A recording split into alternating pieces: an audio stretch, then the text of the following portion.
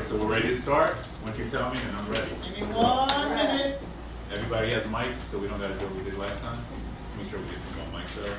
Yes, So I'm gonna we have walk around with two one mics? as Oh, well. you're gonna, okay. Yeah.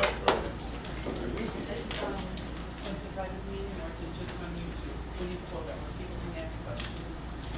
No, we're not doing hybrid. Hybrid, yeah. I was Oh, you're It's not. hybrid, but ain't nobody asking questions. Oh, good. Only y'all asking questions. Marie, we got our speed bumps. See, they're coming. We're not even hybrid. Excuse me. No, we're not hybrid, Just they can just view on the live stream, but no one. Live stream, that's Yeah, what no we're Zoom doing at in all. September, that's why I asked. Okay. Yeah. So we're everyone's here. Very cool. Yeah.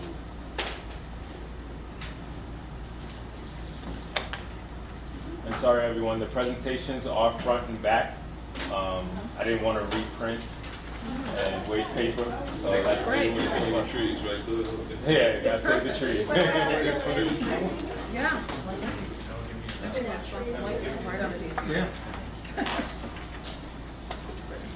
Thank you. Okay, we're live. That means I can go? Yep. All right. All right, good morning, well, good evening, everyone.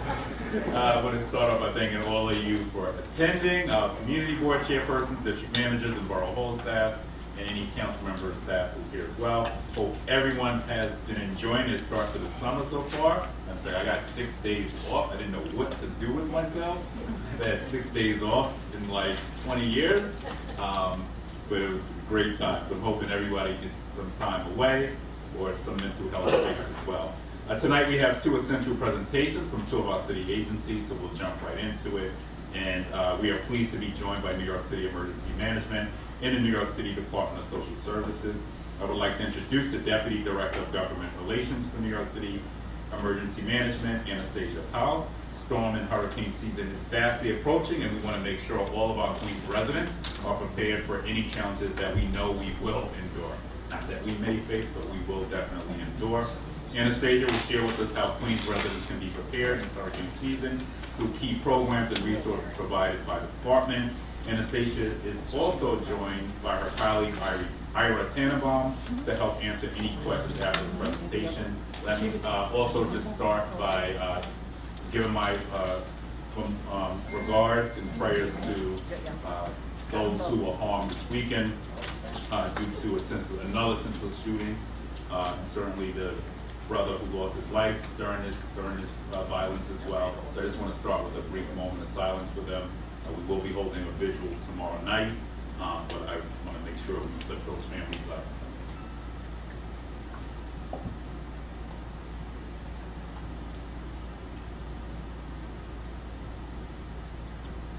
Thank you. That being said, we'll turn it over to Anastasia, and we're also joined by Deputy Borough President Evan Young, who's here as well. All right, so Anastasia, take it away. Thank you, everyone. Just checking that you can hear me all right? Yes. Okay, great. Hi, everyone.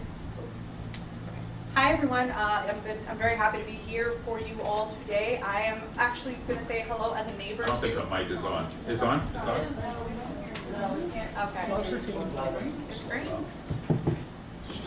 No, it's just projecting. Might need to speak. Hello? Testing. This one works. Hello? All right, there you go. Hey. Darn, I had a great introduction too. Hello, everyone. I'm so happy to be here today. I want to say hello as a neighbor primarily because I am actually a Queens resident, or have been. I'm here today to talk to you a little bit about our department. We are New York City Emergency Management, and a little bit of what we do for general preparedness as well as coastal storm preparedness. Just gonna move over to the side. So in addition to our response work, which is probably where most of you know us from, we also participate in preparedness education and trainings for community members and the general public. So we're glad to be here to be doing part of that for you today. And my slides had a mind of their own. Okay. So just to give a really brief review over what we mean when we say coastal storms. So there are three types. So there's a tropical depression, tropical storm, and a hurricane. They vary in severity and wind speed. I'm not going to go too deep into it, but it's also what you see on the news when someone says there's a tropical depression. That doesn't necessarily mean it will become a hurricane, but that doesn't mean we should negate it entirely and ignore it just because it's a tropical depression. We want to be prepared and careful for all of it. So Atlantic hurricane season is upon us. It starts June 1st and ends November 30th. Like my previous reminder, that does not mean that we will never get a storm before June 1st. As I'm sure you guys have noticed, sometimes it goes into October. We've had really devastating storms in the past. So a little bit of my spiel to make sure we all are prepared. I have some tips for you all about hurricane preparedness. Conventional wisdom used to be that you would tape your windows. Now that is no longer the guidance. We actually advise steer clears of your windows in general. It is better to board them up than to tape them because that promotes large pieces of glass to have to be picked up, which can be more hazardous. We suggest you check your insurance coverage. If you have renter's insurance or homeowner's insurance, you might want to consult that before hurricane season, but since we're in it now, it's a great time to check to see what kind of coverage you have. Is it flood? Is it rainwater? Your insurance adjusters should be the ones to be able to talk to you about that, but if you have any questions about it, now is the time to get involved. It does take 30 days for flood insurance to kick in, so if you are concerned about flood insurance, we recommend you start that in May so that by June 1st you're ready to go. Checking all your alarm batteries, your carbon monoxide alarm, your fire alarm. If you have a flood alarm, we suggest that you check those as well.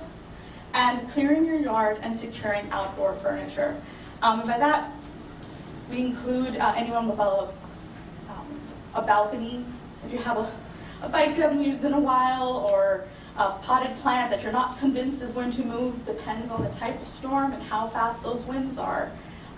You will be able to see things crash into those windows or just fall in general, and you don't want to lose anything precious to you. So a little bit about emergency preparedness steps in general, taking a step back. So we strive at Emergency Management to make preparedness a little bit more bite-sized. I'm sure you hear a lot about people who believe in prepping, and they have types of really big book bags and bunkers and things. This is not what we're aiming to do here. We are aiming for you to do things like make a plan, gather supplies, and stay informed. And I'm going to go into that a little bit deeper. So this is the My Emergency Plan guide. We have a QR code handy for you here. It is available in all the languages you see next to me.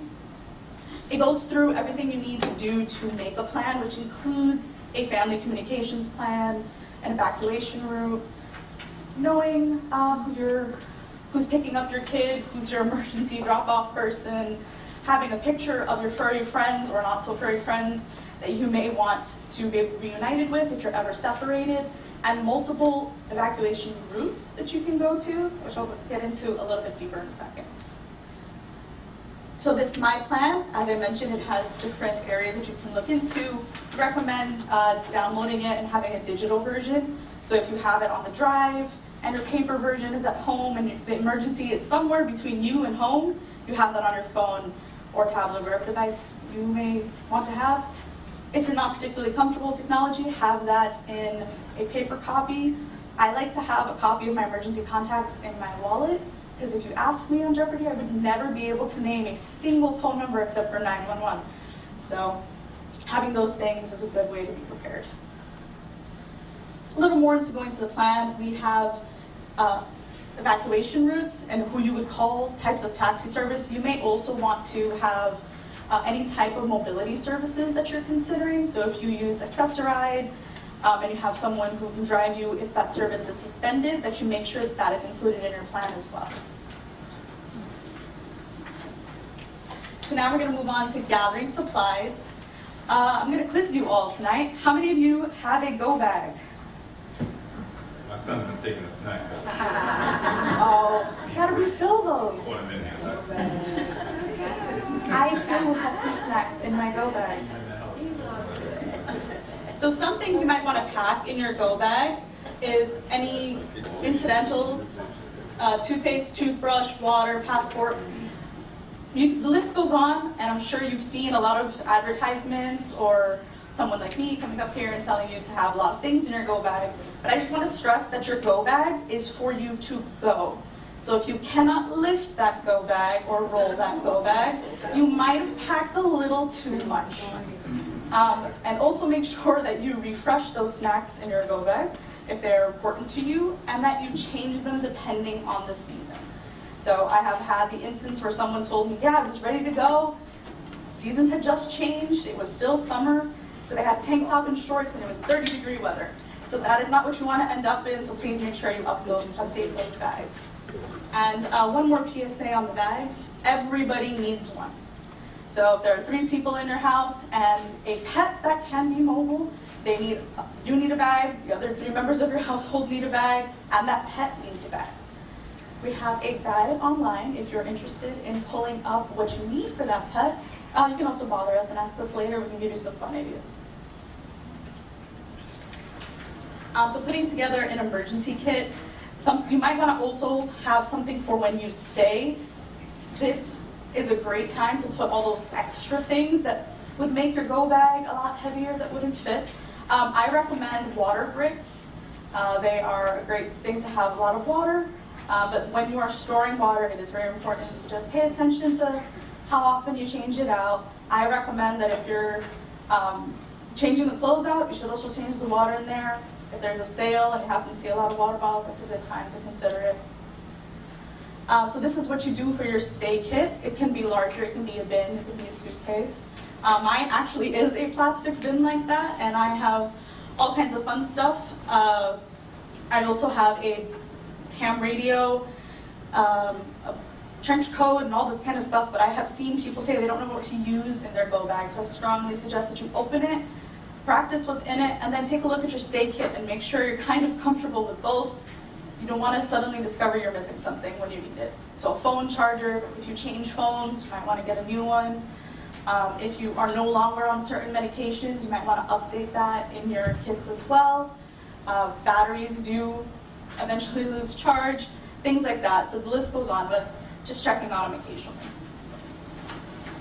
And I mentioned your evacuation zone. So we have the Know Your Zone site where you can type in your address and it will tell you what zone you are in. I live in Elmhurst. My block is in zone 6. That does not mean that I'm completely invulnerable. You can still be at risk for flooding depending on the severity, as I mentioned earlier. But it's also good to know what zone your family members are in and include that in your plan as well. This website has a list of what your evacuation sites are and your centers. And one thing that I like to say is nobody knows your neighborhood better than you. So if you know it's actually easier to get to one place, have multiple options for your evacuation routes. Chances are, if you know your neighborhood, your neighbors might, so you don't want to depend on just one route to get somewhere. There's also the potential that there's a hazard on one of your routes, so you can use your alternate. Relying on just one mode of getting somewhere can get you a little waylaid and waiting, so it's good to have multiple options. And our biggest push is to sign up for Notify NYC. I actually have my Notify set up for myself and a couple friends and family members that are in the city, so if there's a hazard by them, that I can give them a little bit of a heads up and say, hey, maybe come home with me, we can hang out, and then you can go back home. It's in 14 languages, and it gives you all kinds of alerts. You don't have to set it for everywhere in the city, you can set it for somewhere specific. And we have some QR codes here for you if you want to scan that and get it, but I see you also have the printed version, so feel free to share it with anyone who you know does not have the app. We also have a Twitter handle, and we are also on Instagram and the other social medias, so regardless of what social media you are on, we might be there. Look us up. We have a Share Your Space survey. This is where we need a little bit of help from you, our community leaders. When there is an event that happens where we need to evacuate someone, much like a flood event, and there's an area that's particularly vulnerable and is a hazard area, we can evacuate people to an area. It's great if you can help us by submitting places that you yourself or a business owner has access to. This should be places that, like a school or your business, don't volunteer someone else's businesses, but feel free to add them and their address. If it's someone you know who has trouble with technology, that's acceptable as well. We use this survey to see what our options are. It does not guarantee we're going to use a space or does not obligate anyone to use a space. So feel free to put it in if you just want it to be an option. What happens is if it's viable and we need it, we'll give that person a call. If it's no longer theirs, we'll see if the person whose it is now, we can use it. But putting it in doesn't mean you volunteer and that's it, you're locked in. So that's one way you can help us out a little bit. And we have these Strengthening Communities program. So if you or any of the businesses and CBOs that you work with might need a little bit of help with emergency planning or just want to be part of a community that helps them keep their stakeholders in mind and prepared, we have training, we help you set up goals, and specific programming, coaching, network sections, so that you can get ready, but also learn how to get your community members ready.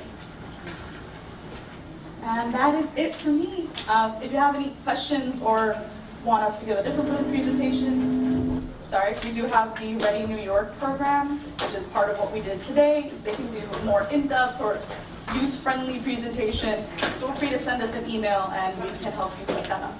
Thank you. I think that's my mic. Alrighty, we'll go to Betty first. Thank you, President. A few years back, in response to, do I need the mic? I think that's me when I turn mine on out. It's yours? Okay. All right. Thank you. Thank you.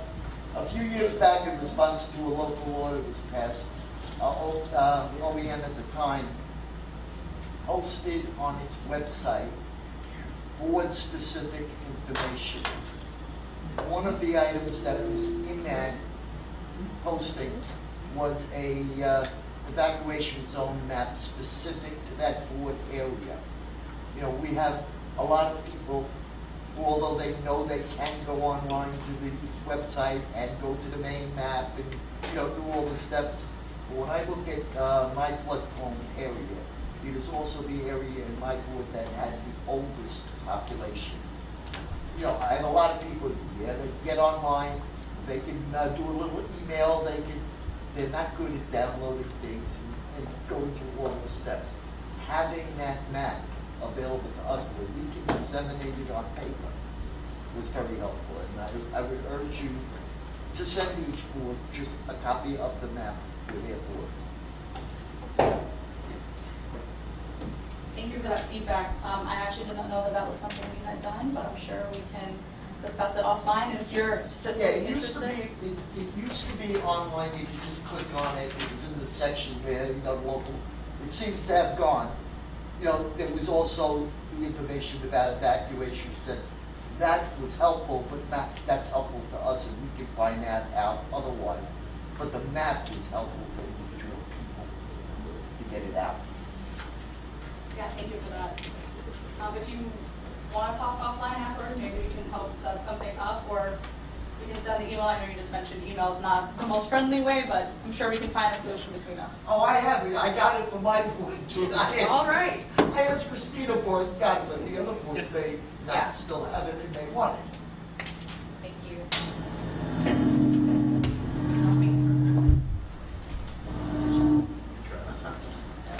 We're too tech savvy. All right. And then I guess the other question I have is, does Notify NYC map the evacuation zones as well? Notify NYC. I don't believe it does that specifically, but I know it does link to the places where you can find information. So, I asked that question knowing the answer to it. We should, I think that's something we should definitely look into. So in the event you do send out an alert, people automatically will know this is where you should go. I don't know if that's feasible. Or does that do it? Or? I'm sure it's a question we can bring back. Okay. And then in terms of being proactive, you know, we've had some areas where seen flood after flood. Peck Avenue comes to mind in Flushing. Yes. How are we being proactive on the Notify NYC signups as well? And especially for those living in basement apartments? I know this past weekend we're always trying to adapt and move forward. The thing that we can do the most is push out that people should download it and put their information in. I think one great thing that could be done is if you are having a borough community board meeting and you want to have people sign up there, that might be a really great way. I know we're a small but mighty team, but we can deputize all of you to help us with getting everyone on Notify NYC. And you can highlight their languages too, because it is available in 14 languages. And then I guess I would ask, like, are you working with community-based organizations like NHS, who do great work, who really have built relationships with these communities as well? So I think relying on some of our CBO partners could be helpful here as well. Yeah, sure, our Strengthening Communities program is involved with a lot more of the community-based organizations, but again, thank you for that. We can always be more proactive, right? Yeah, all right, I just want it done. And then in terms of, and I had this conversation, I think, with the commissioner, so places like Hamilton Beach, got hit hard last year, and things could have been a lot better if we had perhaps a local location where we can store generators. So I just wanted to make sure I put that on the record as well. So for instance, the volunteer ambulance company could certainly be helpful in this. So I just want to make sure we bring that back to the commissioner as well. I did have some initial conversations with them on it. But even in terms of pumping water out, like a lot of individuals didn't have generators. So then it was something we would be interested in partnering with you on, even if it took some capital allocations or us working with the mayor on a loan, because this is going to continuously happen. And I just don't want to keep spinning, my wheels on this when we know it's coming. Upstate got it bad, right? But we're one thrown away.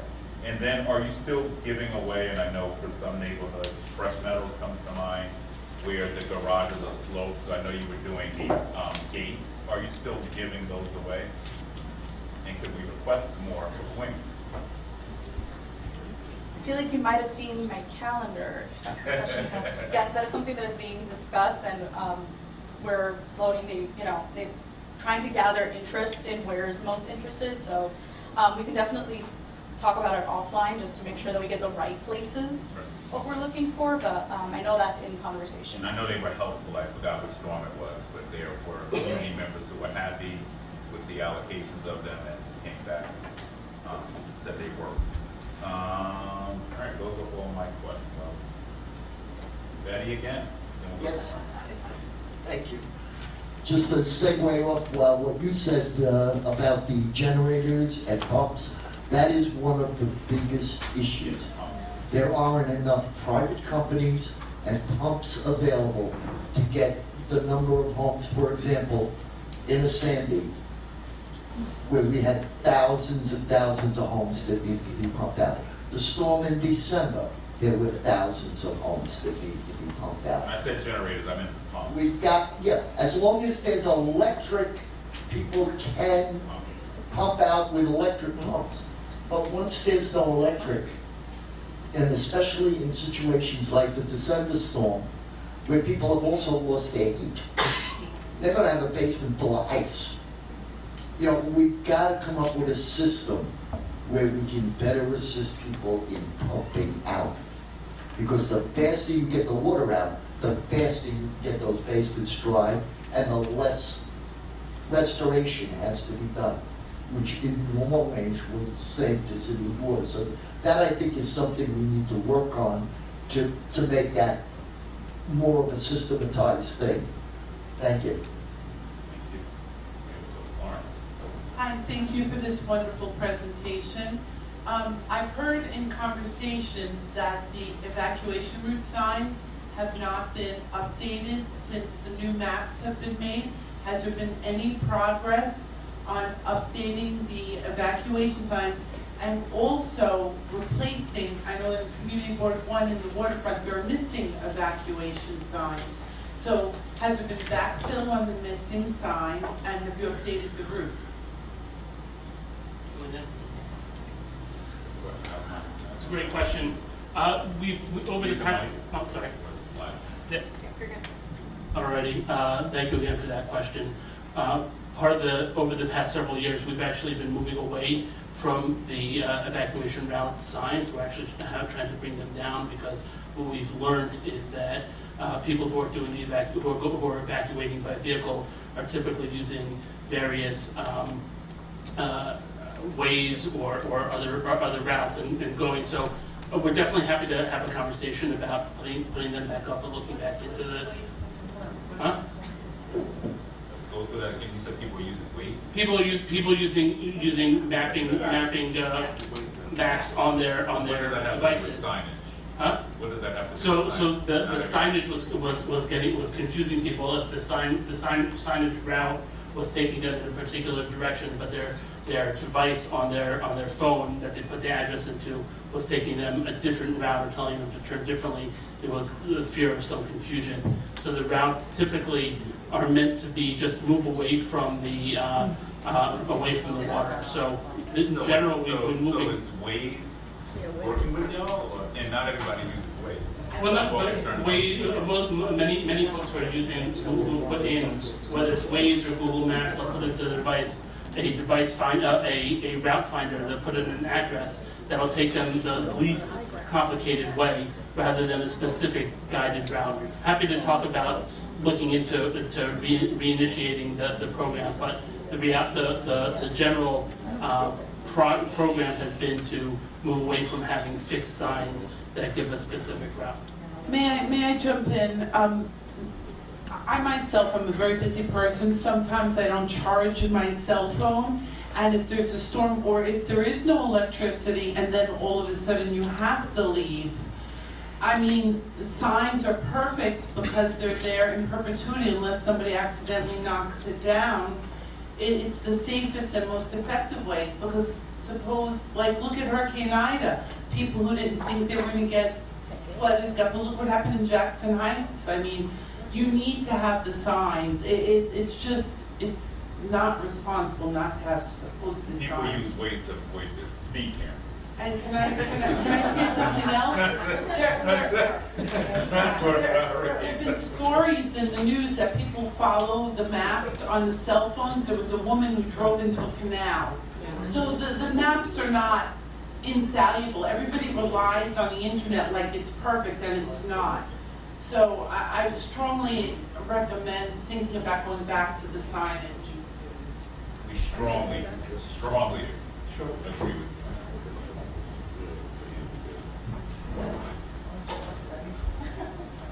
Following up to that, I'm CV2, and so Western Queens, Long Island City, Sunnyside, Woodside. Many of the people who live in my community, including myself, don't drive, don't own a car. Are the evacuation routes set up to say, take this train, don't take this train, don't take a train at all, stay in your apartment? Like, is it helpful for those of us who don't drive a car, don't have access to a vehicle? So again, the evacuation routes are not specific to guide you towards an evacuation center, but they are meant to guide you in a general direction. They're not meant to give you a specific set route to get to the location. We certainly encourage everyone, when you go to know your zone and figure out where you are, to look at what the closest evacuation center is and start thinking about an individualized route as part of your plan, to think about ways that you would get there if it was necessary. And I think the most dangerous part also of eliminating the signage is not everybody has internet access, especially low-income communities where there are barriers to tech. So we have to think about low-income New Yorkers who also don't have access to internet as well. Absolutely. Well, I'll take that back and I'll have a conversation with them. We'll go. Reverend Princess Cole. 12-3. Thank you. Community Board 12, we have the exact same problem, but we've been having it for years. Ever since Michelle Keller was the chairperson of transportation, that has been one of our concerns. Those signs, we need them. And also, because of having Sandy and Far Rockaway coming in, the residents of Far Rockaway, we are looking for ways to be able to house them. because we know this storm, a storm, is going to come. So we need the signs for them as well, coming inland, and for the, we have a lot of new people in our area that they need to know where to go. But in advance, we want to have something in preparation. The rumor was York College would not open up its doors any longer, unless it was an extreme emergency and they were the last option. I would ask that we would have August Martin and some of the other schools prepared and ready, and even stocked with cots and blankets already in their buildings in case of an emergency.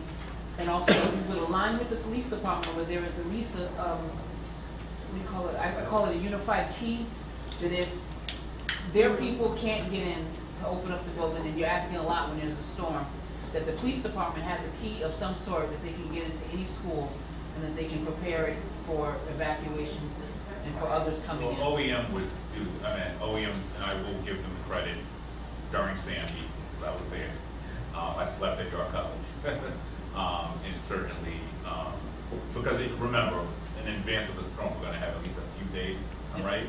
Of Absolutely. So that really kicks it into high gear. So there were a lot of lessons learned from Sandy, certainly, but clearly there's still a lot more work that has to be done based on what we even saw last year. So, going to Lynette. Hi, good evening, Lynette Barfield, Council District 28, Office of Speaker Adrian Adams. Just thinking about all that was shared regarding the signs, evacuation locations, and having a personal traumatic experience leaving the Rockaways during Superstorm Sandy, and literally being, you know, following the single evacuation sign and being on the route, the evacuation route, but the fact that it was backed up for hours, I was traumatized because it felt like you weren't going to be able to get out. With that in mind, I'm wondering, with the increased population throughout Southeast Queens, the city of New York in general, the severely increased population in the Rockaways as well, have you all done an updated study on population movement? How many people will evacuate a single location? So even when you consider the signs that we trust you will put up, that this sign will accommodate the number of people that are going out. Because if you look at Rockaway, it's one way in east, one way out west. So where are we going when you consider the signs? And how many people and the timing of getting out in any one evacuation site? And I say this with passion and compassion because I had a traumatic experience. I was horrified because it felt like we weren't going to get out.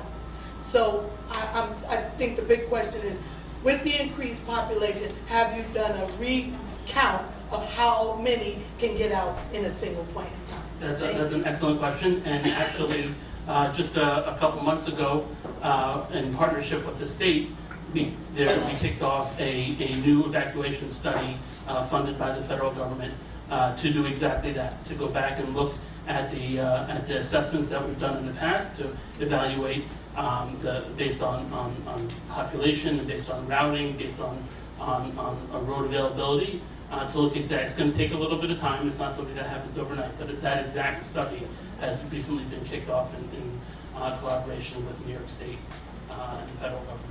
Thank you, and I just hope that that information is shared so locally we get an idea of the movement. Sure, and one of the important things to consider about evacuations, and the borough president mentioned it, right?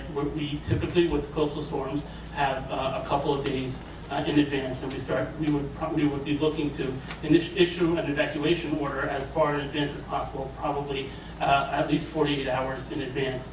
Unfortunately, many people choose to wait to the last minute, and so it's something that we have to continue our education on and say, one of the reasons that based on our initial assessment many years after Katrina, when we really started looking at building out our system over here, is we said we need 48 hours because Otherwise, if everyone left at that, Same time. 10 at the same time, there's going to be traffic. So part of it is encouraging people to take advantage once they hear the message initially, but to feel confident and working with our colleagues at the police department and in the communities to feel confident that they can leave their home 48 hours in advance of a storm, knowing that they're going someplace safe and that there's going to be patrols and make sure that people are securing their communities and not just leaving them vulnerable, which is one of the things that we've heard feedback in emergency management as a profession that causes people to hesitate to evacuate. So it's a complex process. And but during something- Sandy, we had the false alarm, forgot the storm before it.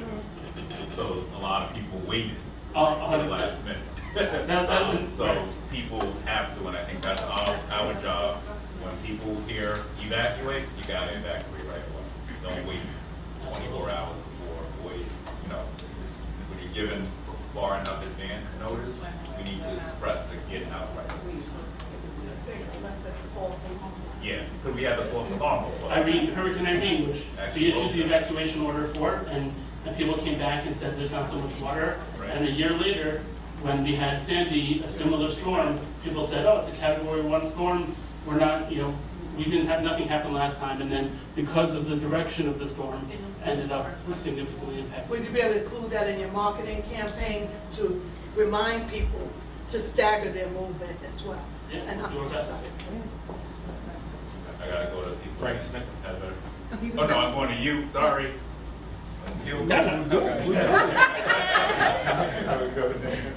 No, we're good. I'm going to try to be quick. Thank you, Big B. Yes. First thing, I'd just like to bring up a point that I represent Community Board 3, Jackson Heights, East Elmhurst, and North Corona. A lot of people are seniors in my district, in my area. There's 250,000 people that I do represent. And a lot of them don't have a place to evacuate to. That's why they don't leave. So it's not an optional thing for them. It is realistic. It's real life.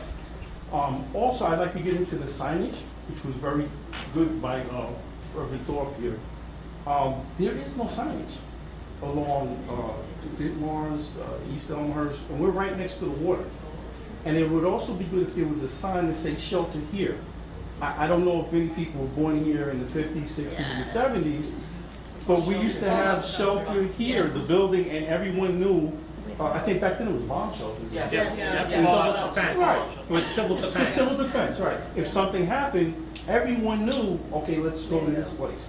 We don't have that anymore, and we need that. Also, with you guys, I'd like you to extend what you're doing with your program to bring in other agencies, because we also have to look at the housing.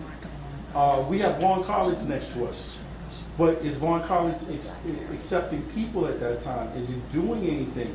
Where is the crossroad? Where is the bridge at? And then also the hospitals. Because a lot of people went to hospitals. Now, where I'm at, you have one hospital, which is Elmhurst Hospital. And they do a fine job. But they're overrun with too many people. So, I mean, this is a fight. I've been trying to fight for a couple of years now to get a new hospital put over there, a new location. I'm making headway, too. But these are the things that happen. We have to stop being, like we haven't done this before. Sure. Once you've gone through it, you know the steps of what you need to do. So you can't stop at C when you know it's going to go to E. And I think that's what we're doing here. And I think that's the part that we need to stop. So it's a good question, and let me just say, one of the challenges with emergency management and building out the shelter system has been that our plan is might be hard to see.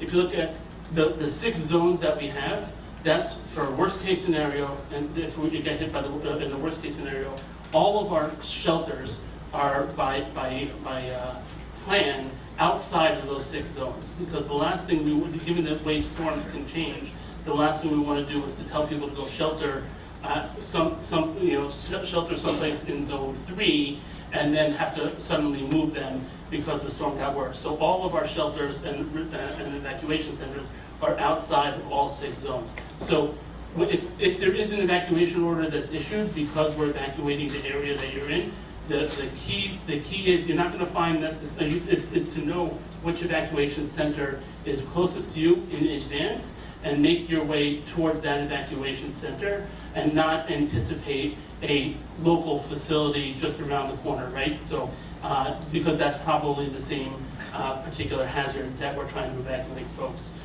from. So that is something important to plan when you say know your zone. It's not only I now know that I live in zone 3, but it's also to say that I know I live in zone 3. The evacuation center that I would go to if I had to go to an evacuation center is at this particular address. The finder will tell you which is your closest evacuation center, and then put that in your plan so that you know if you have to leave. The fallout shelters is another conversation for a different type of emergency than a coastal storm. But you know, most times if someone's going through an emergency, they're not doing all that. They don't have time.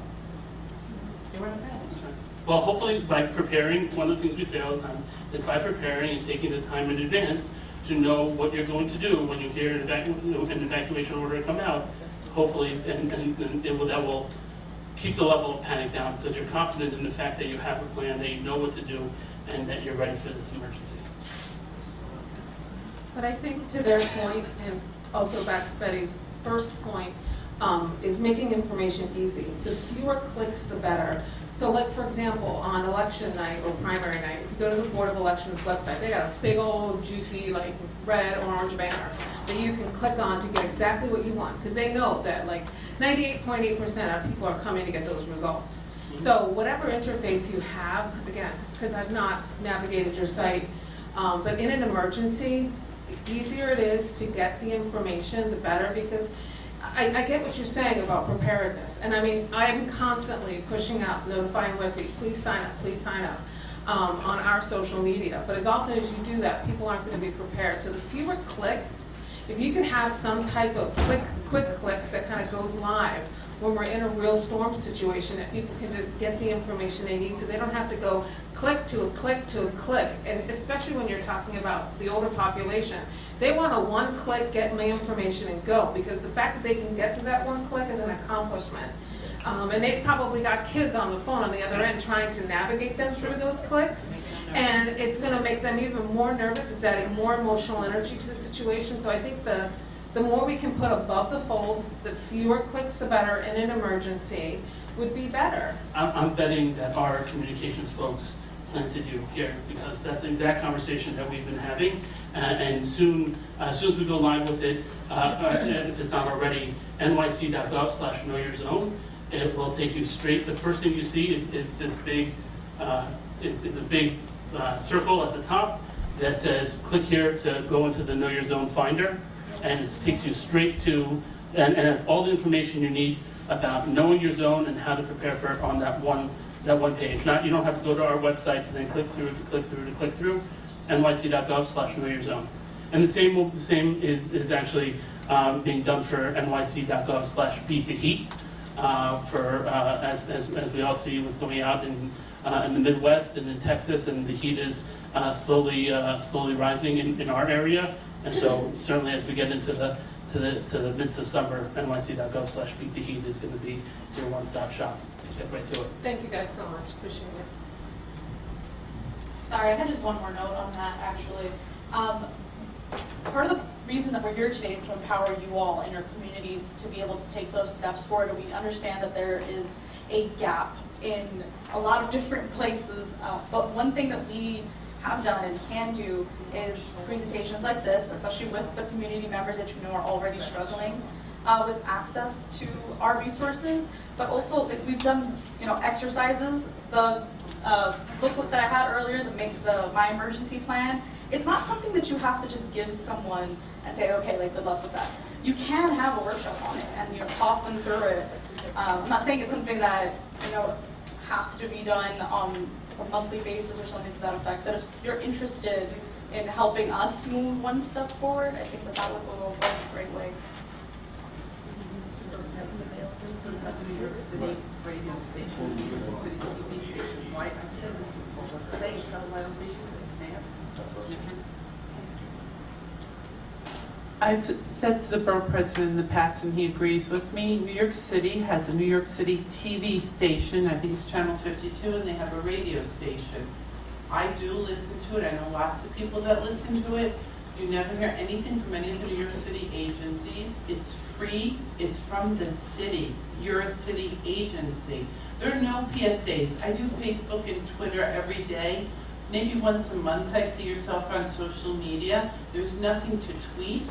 There's nothing to do on Facebook. It's very seldom. I like you, I friend you, all that. Your stuff isn't out there the way it used to be. It used to be out there, yes. It is not out there recently. And again, we have free TV stations, free radio stations. You should be using it. Definitely take that back and make sure that the team is putting it out there. I do know that we try to tweet at least once a day and put out a social media post. Got a thread now too. Huh? You got a thread now. Exactly. So I'll definitely take that back and we'll talk to the team and make sure that we're following. And especially during this season, right? As storm season picks up, you should see a lot more of that, and you should, quite frankly, be using us to utilizing our offices to put that information out as well. Absolutely, and we definitely want to make sure that every opportunity that you can take to retweet some of the material that we're putting out there to make sure it's easier to get that message out without having to craft a new message, but to just take it. We want to make sure it's available and as useful to you as possible. So we'll definitely do that.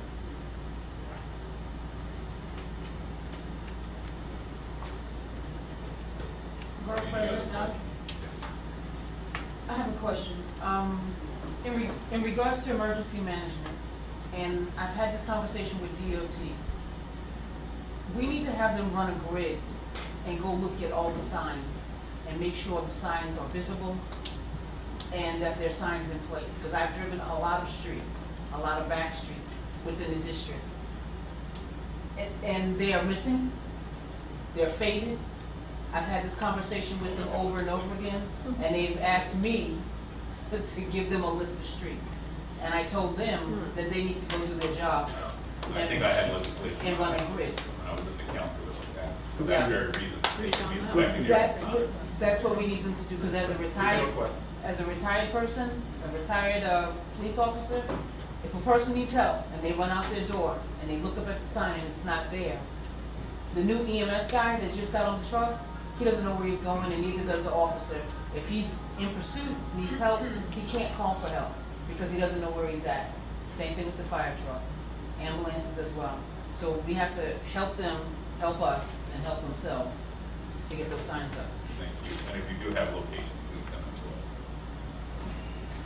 All right, last question, comment or concern? Thank you.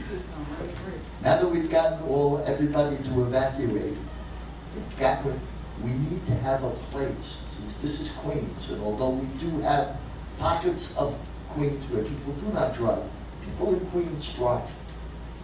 We gotta have places where people, when they evacuate, where are they gonna put all these cars? When you evacuate the entire Rockaway Peninsula, the entire neighborhoods, somewhere, we gotta have a place to put all the vehicles. So that's something we need to consider. Yeah. On that note, I'll shut up. Lawrence volunteered. I don't know about that. They ain't got no warrant. They took my no parking. They took away. Jackson Heights, Jackson Heights. It would be nice if you all could drive, but a lot of us do. But you should move your car up this, and you know, and that's.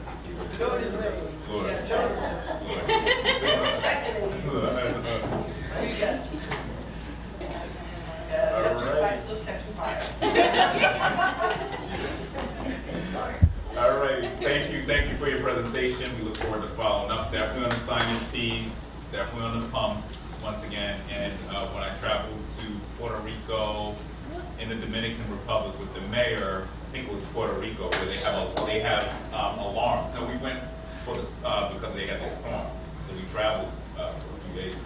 But we noticed in Puerto Rico they had these alarms, sirens placed strategically across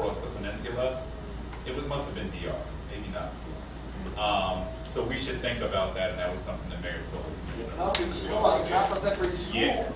Yeah, but we should think A lot about, of especially in us the why areas we that used are to go home for problematic. lunch because of But they were able to stuff. show us there exactly how they Next to the transmit CDs. that information to the public, so the public, so the board of well. So, Thank you very much. right, thank you. Alrighty, so next we'll hear, Department of Social Services. Oh, there you go. Most popular lady in Queens.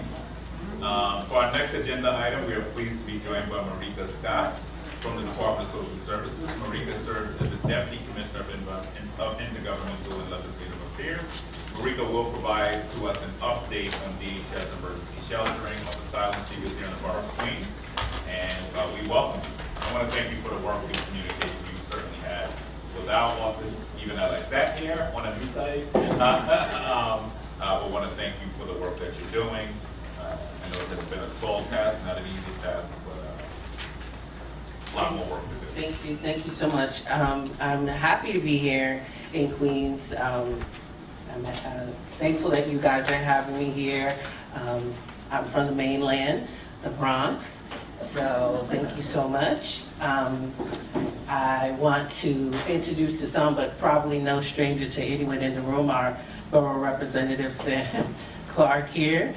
Yes. And also speaking to familiarity, there's a few faces here that are very familiar. Oh, I'm sorry, Sunshine. I didn't see you in the corner. Sunshine, also a Queens rep. Glad to see everyone off the computer screen and in person. So we thought it would be a good idea to both bring you an update on the asylum seeker crisis and what's happening with that, which we've talked a lot about that over the years, but then it's been a little bit over a year. But also, today we just wanted to quickly talk about how our office, Intergovernmental and Legislative Affairs, can be an asset, and how we want to engage with you and your community boards and your council offices. So just backtracking information that we already know, but sometimes we forget that DSS is two houses, HRA and DHS. Sometimes when we're having conversations about DHS, sheltering and homeless services, we forget that we are also HRA and part of the benefit process. So these two agencies have come together for efficiency over the years. And so I just want to always remind folks that to be a part of that conversation, if you're having a conversation with our reps about sheltering, it is okay to still also have that conversation about benefits and access. The great thing about bringing those two sides of the house together is that we also have the opportunity to talk about services on those sides, and then we also represent legislatively. So if there are concerns that have policy implications, we are also a service. We are also a place where you can bring those opportunities and speak directly to some of the council representatives. Hi.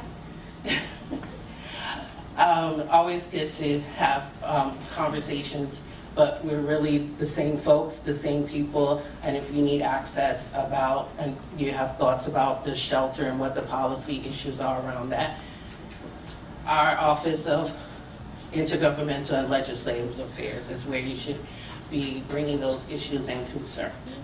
So we work to ensure that we are represented with City Hall and city agencies. We communicate with you guys all the time at all government levels, and on the legislative side, we want to make sure that we are working toward legislation that is to the benefit of our clients and the agency at large. Working with your office. So we try to proactively address your concerns, try to think of us as a bit of a concierge for the concerns that are coming to you. We coordinate programs colleagues to resolve inquiries. So one of the things that just wanted to highlight is sometimes we do get issues from you, and we like to turn them over in a day. We like to turn them over as quickly as possible, but we usually have about a 2-week turnaround time for a lot of the larger issues, because if it came to you, it's probably complicated, right? So if they were able to get it done through other means, they would have. And so we would like to just, have that part of the conversation as we bring services to you as the community board and electeds at all. And we always have to have permission to talk about your information, of the information of the client. So we just want to make sure that we all engage on that, on the same level. Well, I'm just going to skip that slide because I sort of talked about it as in general, because I just want to again go quickly through this to your questions. But I will highlight the website at the bottom.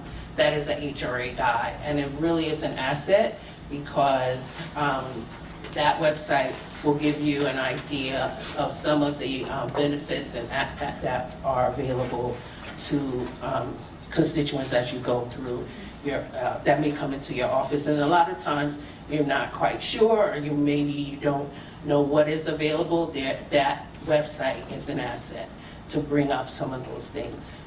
So we just have here a slide that is, this is not an exhaustive list, but we have SNAP benefits, cash assistance, access HRA, which again we talked a lot about in the previous presentation in terms of technology. It's one of the ways that we're bringing technology to the palms of the hands of our clients. Career services, home-based programs, which are pre-eviction, which is hopefully preventative for an eviction, and homelessness. The Office of Civil Justice, supportive and affordable housing, energy assistance. I know that in some communities, heat and other heat related and cooling related, especially this time of year, there's a lot of cooling related assistance available. We Care, health insurance, domestic violence services, HIV and AIDS services, child support, Office of Burial Services, ID NYC, another big program that you hear a lot about, and something you probably don't hear enough about is fair fares. So, like I said, this list is not exhaustive, but please go to the link that was on the other page, and it'll be able to, yes. Could you explain what fair fares is? I would love to. I appreciate that. Thank you so much. What was the question? Fair fares. Okay. Yeah, it's a question to explain about fair fares. And thank you, and there's a little joke there, but fair fares is an opportunity for folks to get half fare MTA or service. So when you meet a certain guideline and you're not a part of any other program, a person who's in need can get 50% off of all of their train and eligible bus rides. Okay, that's a great opportunity as as folks use their train, especially young people. But then also, if a senior is not eligible for another program, they can go into the Fair Fares program. What other programs? Yes. What other program would you? Let her get through the presentation. If you could just write your questions down, I just want her to finish. Okay, I'm going to try to remember that, but I'm not as young as I used to be. It's all right.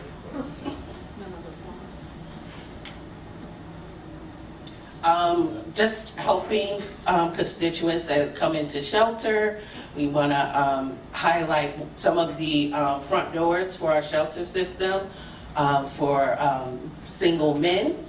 That intake office is on 30th Street. And for single women, it's actually in Franklin Avenue in the Bronx. Adult families is also on 30th Street.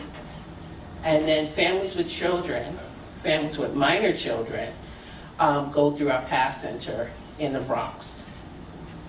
So if there are folks that come in, they're desiring to come into shelter for whatever reason, these 4 are one of our front doors that will allow intake process to begin, and sheltering can begin from these places. So we want to share that with you. Why am I sharing these addresses when we always tell you guys, please don't share the addresses we give you? Because these are public facing and they're essential to know if someone is going to receive services. Because we share these addresses, we don't share the others where people actually have residence. So I hope that makes sense under social service law. Homeless street support. So we, especially in the warmer months, and sometimes in the colder months, we see a lot of street homeless folks, or there are occasions when we run across street homeless folks, and we know that this is an issue that doesn't go away quickly. For example, if you see someone and they're experiencing street homelessness, they won't immediately take services. They may be very resistant for whatever reason, and so we would have to engage them multiple times. But we want to point out that if you should report street homeless individuals or an encampment to 311. And as you do that, you should get a report number. And when you follow up with us, the smart people in the back and myself, if you can give us that report, the 311 report number, that is helpful to us. Although it's not necessary, it moves a process, and we have 311 is directly connected to our street outreach service. So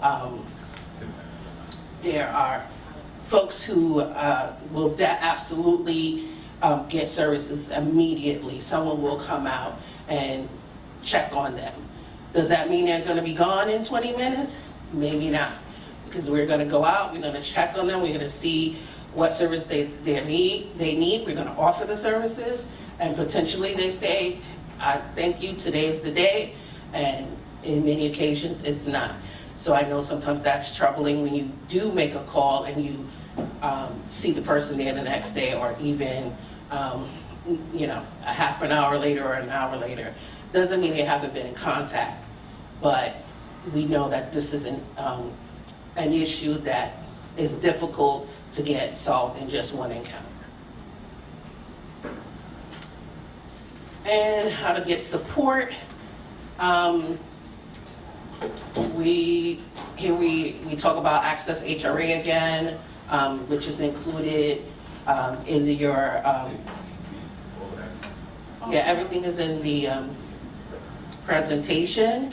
And so Access HRA, there's a link there, again, for those who are savvy and really looking to get that information right in the palm of their hands.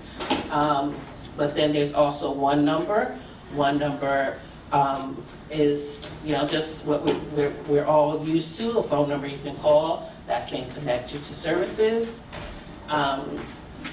Also through our constituent affairs services, so you can, again, this is all in the presentation, you can reach out to them, and you can also reach out to myself or the borough representatives at the same time or separately, so that we can mirror the actual constituent issue that is being brought.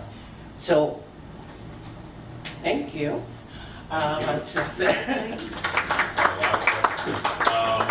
All right, let me start, and Deputy Borough President is going to take over because we're hosting a Dominican celebration downstairs, all at the same time.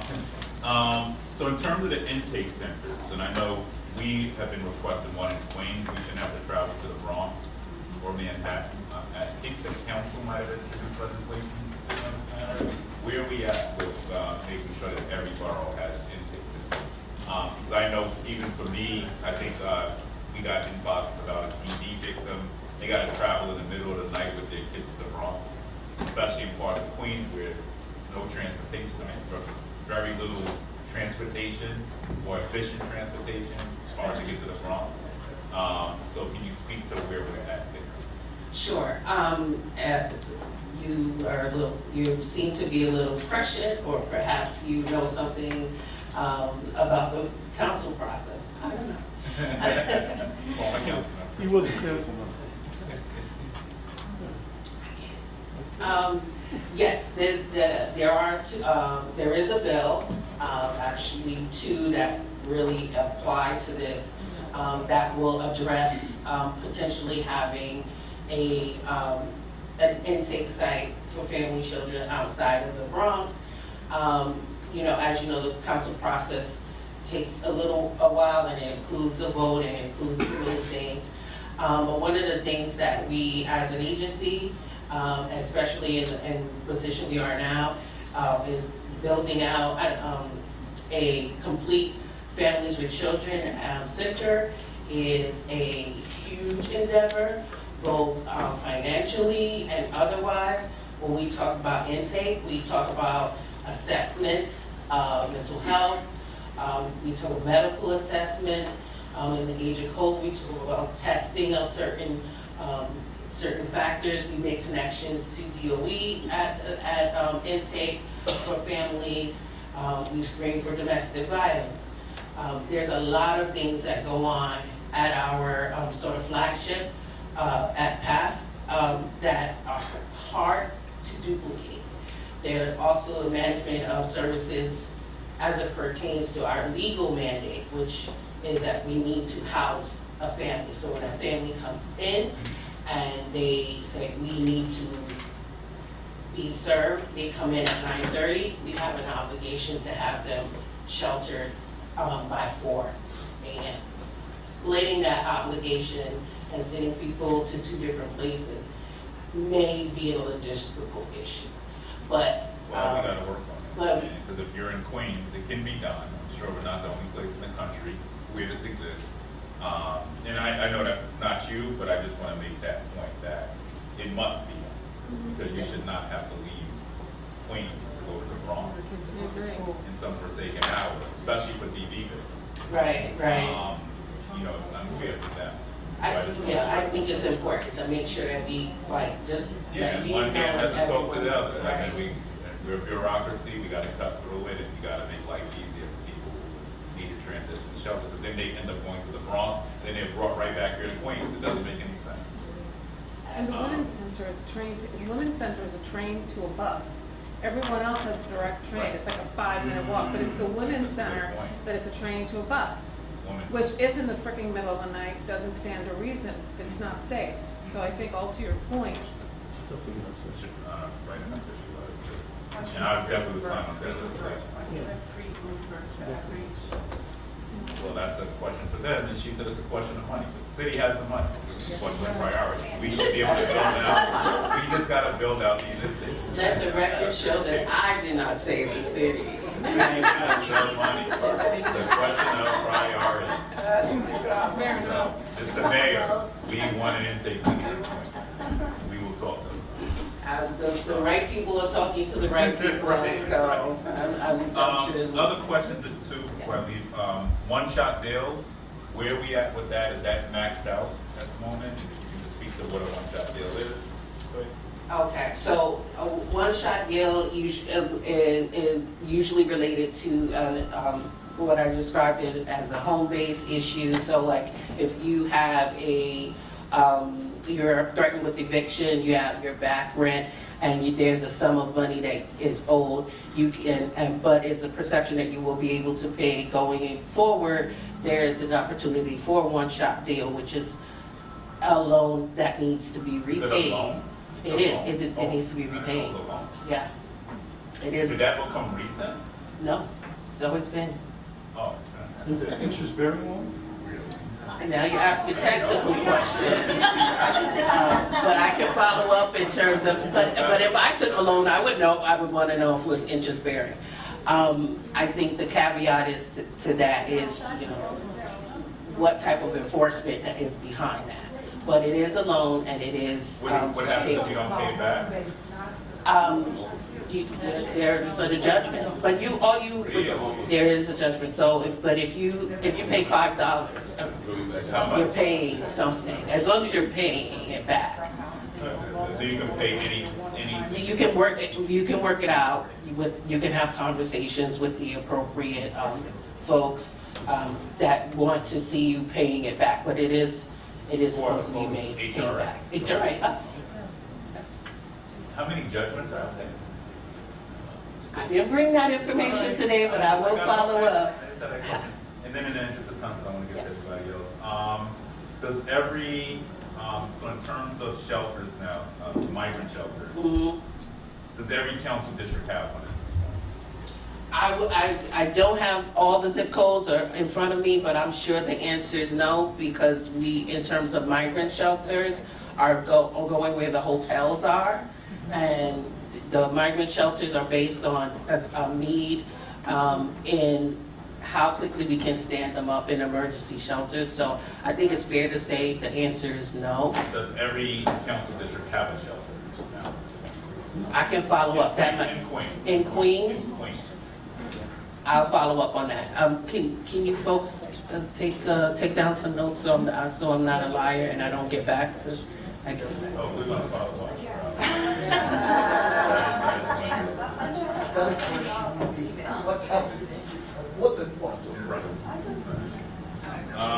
Do you mind if I just ask one question really quickly?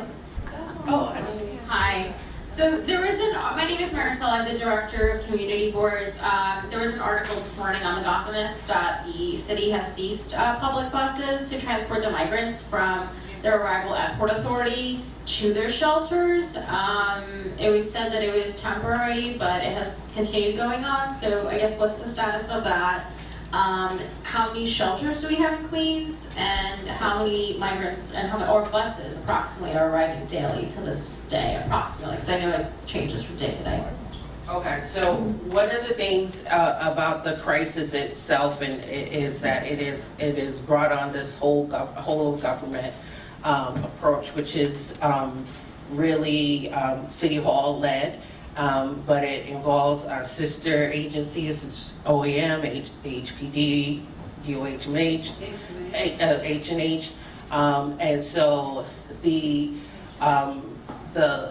busing and how that's maneuvered does not come through our agency, so unfortunately I don't have the answer to why did it stop and how it would return. There's a developing agency within City Hall that can be tapped for that information. And what was the other question, the second question? How many shelters in Queens and how many new migrants to the state are in Queens?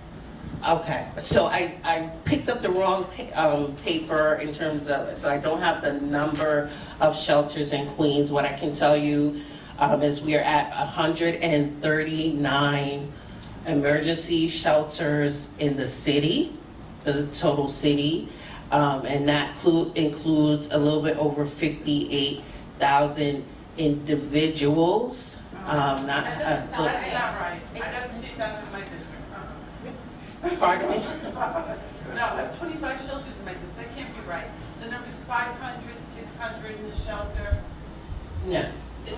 What I'm telling you is that this is the number of individuals in DHS shelters throughout the city. Not the HERCs? That doesn't include the HERCs. It doesn't include those things. So, to be clear, sorry if I wasn't clear, because those numbers are fluctuate, and I can only really speak to what is included in the, like I said, the 139 that are citywide.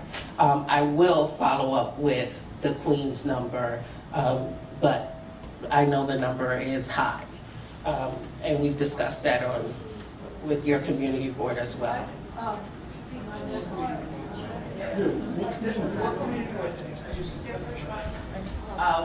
We've had different conversations as it pertains to different sheltering, and we've had occasions to speak to different community boards.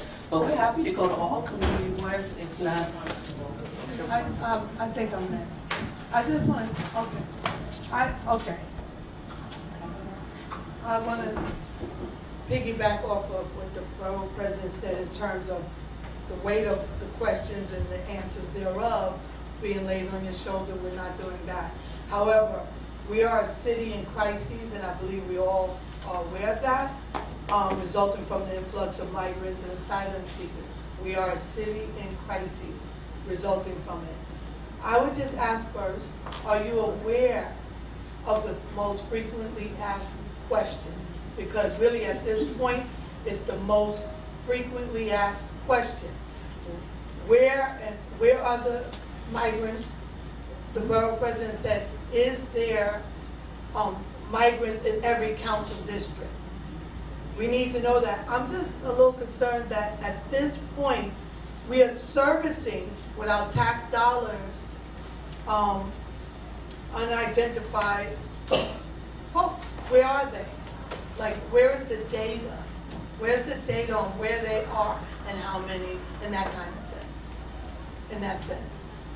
You know what I mean? So I just wanted a little clarity. When you say where are they, what does that mean? Like, who are they and where are they? I think you first answered that you weren't sure if there were not migrants in every council district. Right. You're not sure, right? I am not sure, and the reason that I'm not sure about that is because of the way that we have, it's not an institutional misunderstanding, it's just an understanding that there aren't hotels in every. Is there a way that we can get the data? Is there a way that we can get the data shortly or soon, or is there a reference point at all? I'm sorry, I'm just going to finish up with this. That's why I asked, are you aware of the most frequently asked question? If you are, or maybe not, that information should be available. That's all. That's all. Okay, I want to be clear. I want to be clear. The most frequently asked question is which council district? Is that what we, okay. They want to know if there's a shelter in each city council district for the asylum seekers. Okay, I just want, for clarity, and I will work through an answer, a response to that. I will take that back and get a response to that. But for clarity, I want to make sure that we're not including shelters or permanent shelters in the same question of emergency shelters. Because, and why do I ask that? Because we often have, not just in this borough, but in other boroughs, the question of, well, this district doesn't have any shelters. They should. We agree. And I want to make sure that that's not what's being asked here, because if that is what's being asked here, that's a different response. That's a different answer. When we talk about emergency shelters, we talk about in response to this crisis that we all agree exists, and there are parameters around that, which include where is there a receiving site, and everyone has seen through the mayor has delineated that the crisis has grown even beyond DHS into our sister agencies outside of the city even, and we've read about that in the newspapers and talking about having to move folks into Westchester and other places that are, who have actively worked against that process. So that's one setup. Then we can talk about the permanent shelters, which are a part of a strategic process for moving everyone, having a facility in all different, represented in all neighborhoods, because that's important too. But that's a different answer to a different question. Lists the data for each? Is there a report that lists the data for each? There is not a report. There's not a report for each. I can tell you that in our purpose-built a permanent shelter site, that is an objective. That is something that we are working hard throughout, and through our pipeline sites, which are sites that we're bringing online, which may take a year, 2 years, because they're built from the ground. That includes some of those zip codes and city councils districts that have not traditionally had shelters. But again, that's a different answer. Would you mind just following back up with us on the status, or just keeping us updated, because that information is important. I do understand. Absolutely, and hold on one second. Just here, the Queens Rep, there's Or 100. next. You just asked about the amount of sites. There are 107 sites in Queens. We're going to total 107 sites. Thank you. Florence. So first off, you have two of the finest employees in the city of New York. Sam and Sunshine are amazing. They're totally forward-facing, accessible, and when you don't understand something, they answer questions. Thank you so much. Thank you for that. Secondly, I'm sorry for the confusion, because I did mix up what this woman asked, the same thing. I thought that you were including shelter in the count with the asylum seekers, and as you went on and explained it, I understand. A lot of this isn't your fault. In the city of New York, the right hand does not know what the left hand is doing right now. I find it very offensive that OEM's division and Health and Hospitals does not contact us as community boards when they are placing the asylum seekers in churches and in gyms, and they're using Astoria Park pool to take showers, and the district office is not notified. I get a phone call from the constituency yelling, cursing at me, using the F curse, calling me names, because my sister agencies, because we are a New York City agency, and you're supposed to notify the district managers, and we're not notified that these shelters are put in. We are not saying no. We are not saying don't bring them, but we should be able to have a civilized conversation with the constituency who lives in our district when these individuals are coming into our district. And right now we're having a really big problem where the artwork from the subways, the wavy metal things that have been built as artwork, we have a lot of the asylum seekers laying out, sunning, sleeping on them, driving here at 110th Street in the middle of the Grand Central Parkway. There's a tent, and they're living at 110th Street in the median in the middle of the Grand Central Parkway. Who do we, as city workers, as sister agencies, contact? Do we contact you? Do we contact the police? Like the problem with it, is there still home to ground? What services are available for us to help the asylum seekers when they get confused, they get disoriented, they don't want to be in shelter, they go someplace else? Who are we supposed to reach out to? So thank you so much. That was one of the reasons we thought it was a great idea that when we were asked that we showed up today and gave the presentation in the way that it was, which is like how we would like you to engage with us as the SS Intergov and Ledge Affairs. As we talked about in the slides, 311 is important. When you see something like that, that is an encampment. And 311 is the best place to report it, getting that report number. It's fair to send that to Sam, to myself, to Sunshine, with the report number so we know. And if there's pictures, we get lots of pictures. Some of the pictures we don't always want to see, but we get the pictures. And that's helpful to our outreach teams, because then we can then say, this is what's going on, and this is the specific individual that we need you to engage, and that's helpful. Again, that engagement is not always fruitful on the first, second, 15th, 50th time. We've had folks come to us and happy to report that elected officials have sent this picture and they're like, this person has been captured on Google Maps, they've been there so long. But we were able to engage them, and this was the full moon that brought this person into shelter. So we want you to be tenacious, continue to call 311, send it to us, let us know, we will engage regularly, but that doesn't always, it doesn't always, produce that result. Before you, let me just finish. if this is an encampment and this is folks, I know one of the things that happens is that when there's a shelter, any activity that happens is assigned to the shelter. And sometimes it's not our shelter folks.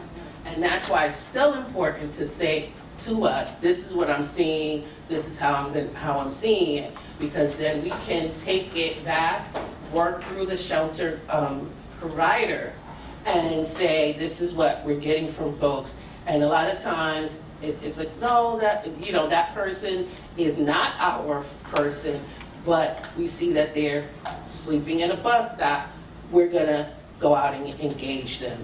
And so that's fruitful as well. So we're gonna make sure that you guys are our eyes and ears for our outreach teams, and that let us know, like, there are problems, and we're wanting to hear it. It's not gonna be, snap your fingers results, but people that do this and engage in government service, we have like some type of patient souls, I guess. Absolutely.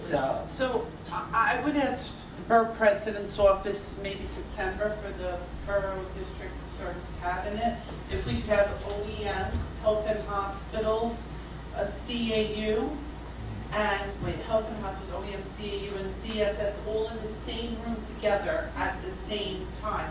I have 25 shelters. Oh, and what's the minute?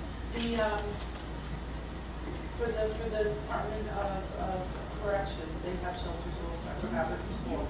The problem is that the constituents, the regular residents in the area, turn to the district managers when everything is going wrong. And the problem is, there's a lot of snarkiness going on in city government right now with the community boards, where, not your agency, you're fantastic, but a lot of the agencies are forgetting to delete this. Recording? Yes. And I heard two things tonight. I heard someone compliment the Board of Elections, and that felt like that. And now I get a compliment. Wow. But the point is that we're the ground, and we have to be able to answer the people, and the people don't want to hear the truth. And it's really hard to tell them the truth 10 different ways, especially when we're getting bumped from one place to the other, because I spoke with OEM, and I spoke with a little bit with Health and Hospitals. They're impossible, and now they're blaming CAU, where that is completely unfair because they just dumped it on their doorstep. And when you have people sleeping on the when they're sleeping on the wavy things and you don't know who to turn to, and the people are, it's 90 degrees outside, it's a real problem. I have, 25? So 25 shelters, 2 homeless asylum seeker centers, and then I have 3 or 4 of the from the Department of Corrections. It's crazy. Let's make the request, I said, right? we You do asked this, us, I will talk with the borough president about it, we can make a request on it. Yeah. Let's move to Frank and then Betty, I believe. Okay, thank you very much. I was waiting patiently for Florence to finish. I'm sorry. Okay. No, you're fine, you're fine. I'm gonna bring a little reality into this room. Yes. And I think this is the worst agency in New York City. I'm not gonna have a reaction. No, I don't want you to have one. I just want you to listen. Okay? I'm in an area of basically private homes. We have condos, different things of that nature. And over the last 10 years, we've had 10 to 12 shelters just move in. We've talked to several people at your agency. They told me that, no, this one's not coming. This one's not coming, and all of a sudden it comes.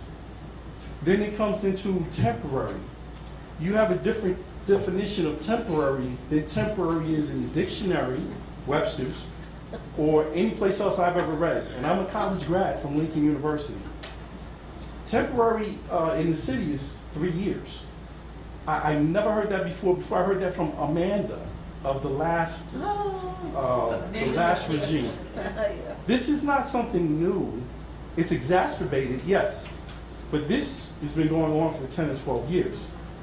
And you keep putting people in an area whereas there's no resources. You put people in an area that need resources, either hospitals or whatever, and nothing is there. I think that shelters are inhumane, actually, because all it is warehousing people to do what? Is there any educational programs there? Is there anything to get them on their feet to keep going? No. It's a place where it's voluntary. It's voluntary. I'll say that again. It's voluntary for them to participate in it. They don't have to participate in anything. And to me, I don't understand that. If I'm down and out, if I'm off my feet or whatever, dead before the grace do I'm not looking to stay in the same situation for months or years at a time. I'm trying to get well, whatever it is, and then get an education or a vocation or something that I can keep going, I can keep doing something, and I can live my life without this shelter system. There's supposed to be a council, a shelter council. Those are either not there or they're not adhered to. And when I call, it's like, well, this one's run by Campa or this one's run by some other agency. But I'm like, you're all getting paid $400 a night from the city. So how can they not have these programs? I had one that opened up that was a brand new hotel. And the brand new hotel is not a hotel. And the community didn't know about it. Jeff Aubrey, who's our assemblyman, was out there, he didn't know about it. And it opened up right next to the Tommy Agee School.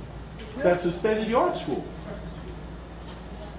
It's on the same block, actually. It's not across the street, it's on the same block.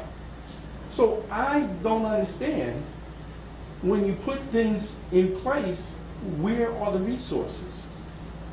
Where does the community come in? Where's the extra police officers? Because I have one down on 100th Street. I got the police there all the time, the 115 precinct. And we can go through the police reports. There's no extra police given to the community. There's no extra ambulances given to the community. There's no extra hospital services given to the community. But we get more and more people.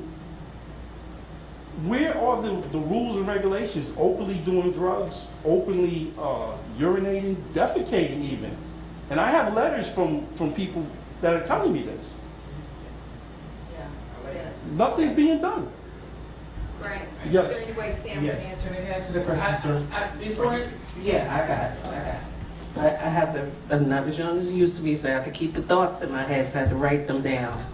So, first of all, my response begins with homelessness is a bigger problem. It's more about the drivers of homelessness. We have a housing crisis. And so because we have a housing affordability crisis, we have homelessness and homeless issues. You're looking confused, like what does one thing have to do with the other? But I'm not. Please don't do that. No. Let me finish. Yeah, but please don't do that. Let me finish. No, I don't know what that is, but I'm gonna finish. So when we talk about homelessness, we got to talk about homelessness as it results to other issues that are systemic and how people become homeless in the first place. So that includes a lot of us that are one paycheck away or one issue away or one hard times or one thing away from becoming homeless or at least being brought into the homeless system. When you talk about what you would do, there's a lot of things that bring folks into homeless services, and you can't look at it from what you would do. You have to look at it from the point of the least of us. And when you look at it from what you would do, then that comes from a judgmental place. That comes from a place that you're judging their position that they find themselves in. And, you know, as people who work in social services, we understand that the drivers of how people become homeless. It's not a personality flaw. It's not because you did something wrong in your life and now you are judged homeless. We have to, enlighten ourselves to what actual homelessness is and what actual homelessness looks like. We get pictures into our offices. These people are homeless, this person is homeless, they're bringing down the community, doing all of that. I look at the picture, okay, maybe the person looks disheveled. But in actuality, the person at your job, at the cubicle next to you, might actually be going home to a shelter. And you don't know that because that person gets up just as well as they can, and they present themselves in a certain way. So we kind of have to grow past what we think homelessness looks like and what has put someone in that position. And even if it was a judgment, are we here to be helpers to our community, or are we saying, well, not in my backyard? And that's not a representative, that's not how we work as an agency. It's not, the not in my backyard is not the response that we foster and we want to have. And in terms of programs, you're right. Programs are voluntary. I can't make you go back to school. You said you're a college grad. If I said go get you a master's degree and a doctorate, if you didn't want to do it, you wouldn't do it. That's free will. That's the process that everyone deserves. Even people who are homeless, even people who are receiving social services.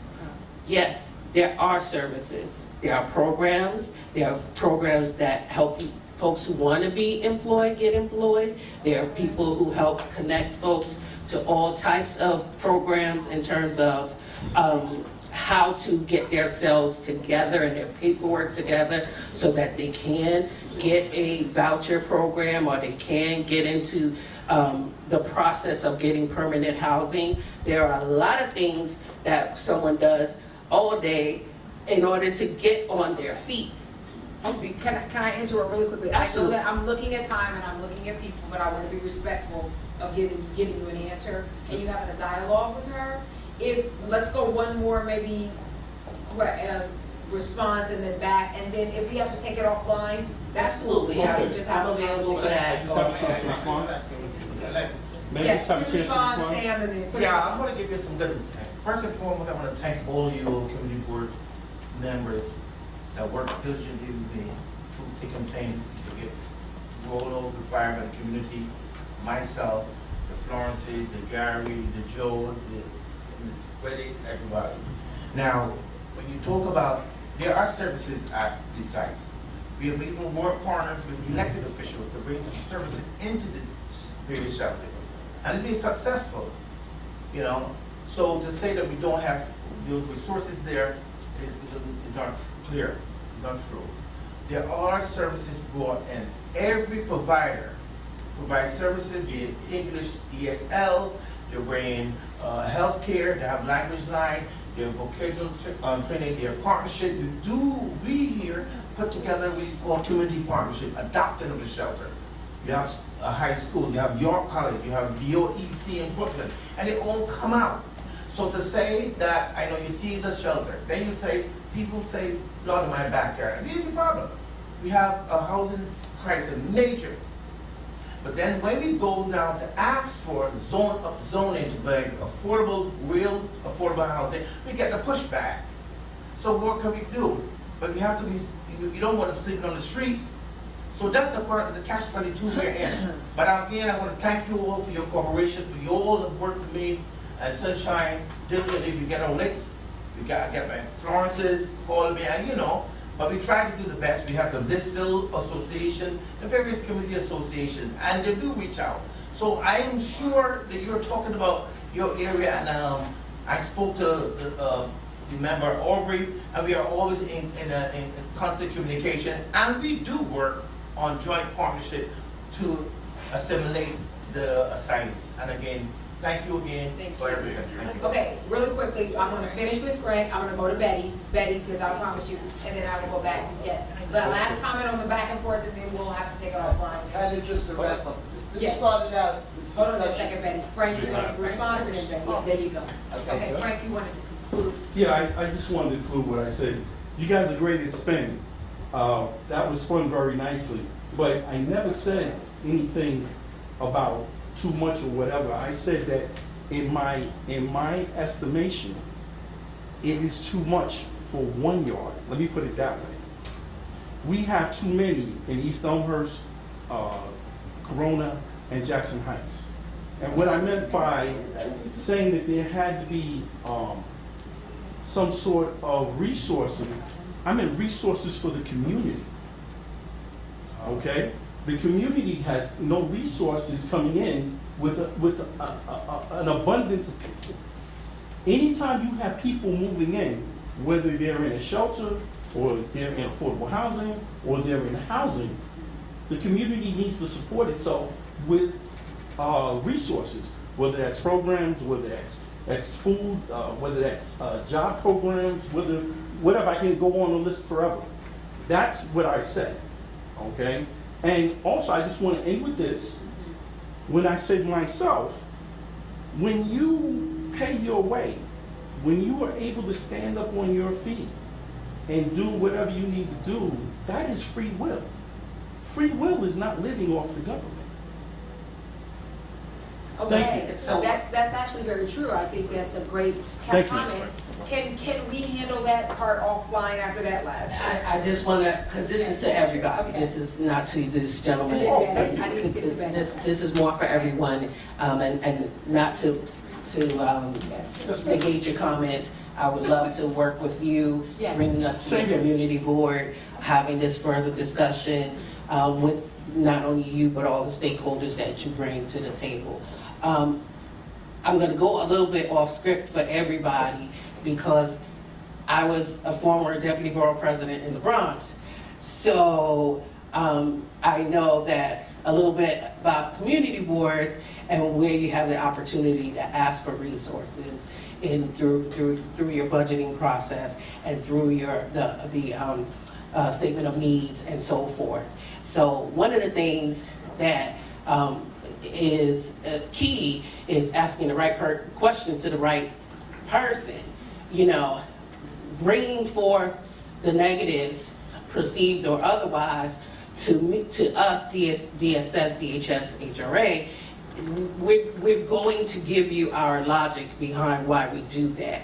But asking the right person for the right resources in the right venue is also important. So forgive me a little bit for going off script, but... Okay, no problem. Hey, listen, you guys have the resources you need. You can contact Marika directly and get what you need. Betty. Thank you. Okay. You started out with borough president asking about those every council district have a shelter. And then Marisol following up with asking for, not even exact numbers, but ballpark numbers on where we are placing the migrants in this borough. You know, that Florence's comments and the other comments that are made here have dealt with the ability of us as community boards to work together with other agencies to accomplish something. We understand that the people your agency serves are human beings. We understand that the migrants are human beings. And each group has needs. The people who live in our communities are also human beings that have needs. And one thing I've learned over the years is that rumors and misinformation flourish in a vacuum. And in terms of getting information on where shelters are either being thought about, being used, the hotels, if we can't get a straight answer, and the borough president and the elected officials can't get a straight answer in a timely fashion, where are they? It's a simple thing. We understand there may be confidentiality issues. We deal with that every day. But it is like pulling teeth to find out how many people are being served in the hotels in my district on a regular basis. That should be information automatically shared with the elected officials, with Borough Hall, and Every time we open a shelter, every time we open an emergency shelter, you are notified. Yeah, the night before. That's We when it understand happens. that. after, But by the way. you didn't find that emergency shelter Wait a the minute. night before. Yeah, we have to agree that we do need better communications and I'll let it clarification. go with that. Okay, yeah. Good communication, clarification. I know that it's Two not more great. comments. It's not great, notice. It's not great, but when it comes to what we actually can communicate and when we can communicate it, you are the first phone calls that we make. If not for, you're the ones, excuse me.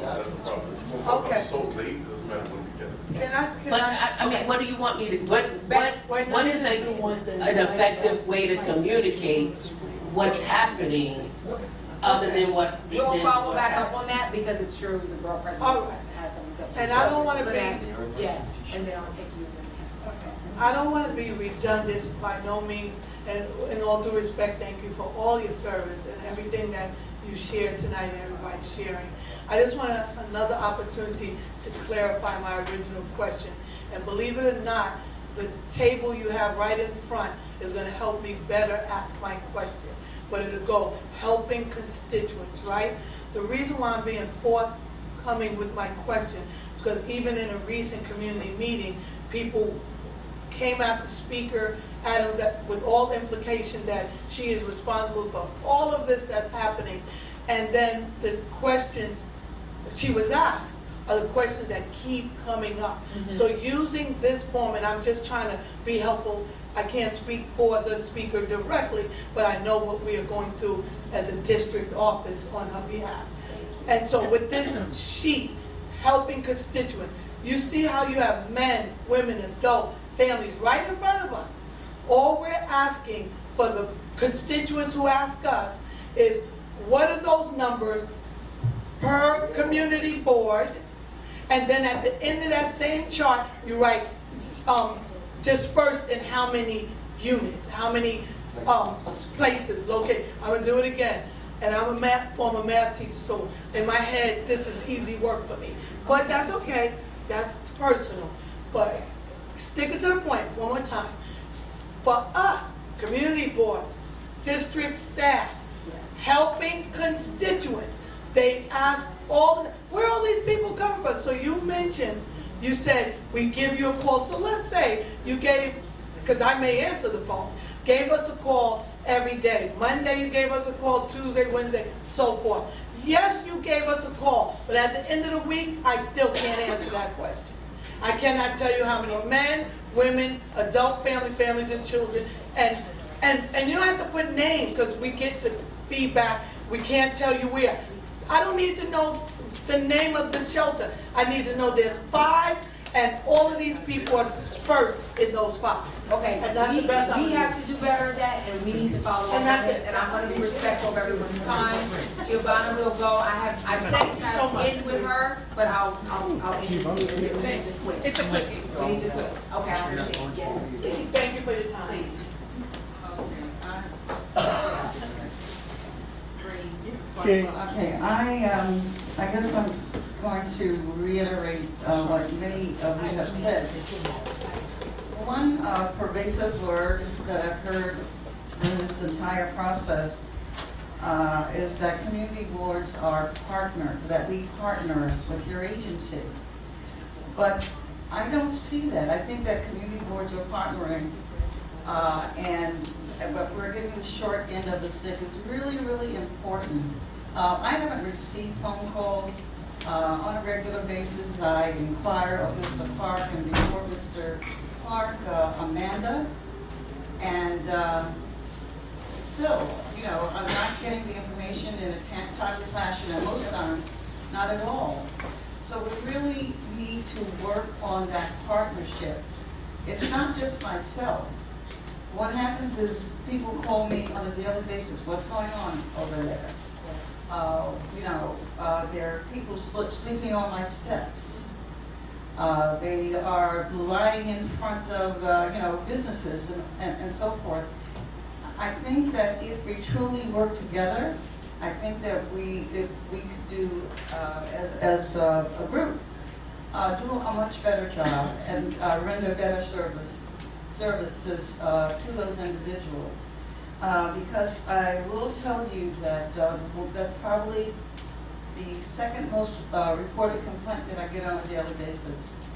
And so we really need to work on this. My community board, we work with the shelters. We have what's called a gift giving project that we do every December during the holidays. And we do interact with all the facilities that we have. But we need better cooperation from your agency. Thank you. We're clear on that. Okay, last comment, I gotta go. Real I'm sorry. quickly, I promise. the New York Post last week put an article out that a junior high in my community was going to be, I'm sorry, I thought I had a big mouth, that a junior high in my community was going to be used for asylum seekers. Now, a quick call from my council member to City Hall said that wasn't so, but it was on a list of 3 other things. Now, my guess is that there's probably some kind of running list by district as to potential sites, and maybe it would be helpful because we know the buses show up, you got to put people somewhere. We get that part. But I think what would be helpful would be to know maybe if there is such a list, which I can't imagine there isn't, is to get an idea of potential sites in each community district so that we know what sites that you're looking at, what sites you're considering. Because the site that was selected, that was in the article, that was then approved in Post, was a horrible site. There's no AC in the gym. There's nowhere to bathe. There's an ongoing boiler project that won't even allow summer programs in that school this year. It's a horrible site. So my concern is that, like, if for anything, if we could at least get lists of sites that are being looked at as potential sites in our district, and so that when it does become live, then we have been partnered with, that we have been looked in to say, hey, here are 10 sites in your community district. These could be used, and then we get a call saying the trigger was pulled. That yes, we had to go ahead and use this site. If we could even get them in priority order as to the most likely to least likely, it would be helpful so that we could at least have an idea. Because we know that letting us know when you're going to, you don't get the plan. The bus just shows up, right? You've got to put people somewhere. And this is all correct. You've gotten great insight and information. The borough president, we will follow back up. We have the notes, and we appreciate it. I think you're open for calls or conversation, communication at all? Absolutely. Feedback? Okay. I just want to say thank you to everyone. Thank you. Okay, guys, our next borough board meeting will be held on Monday, September 18th at 5:30. Board meeting, sorry, our next borough board and our next borough cabinet, September 12th at 9:30 a.m. Stay safe, everyone. Enjoy the rest of summer. Thank you.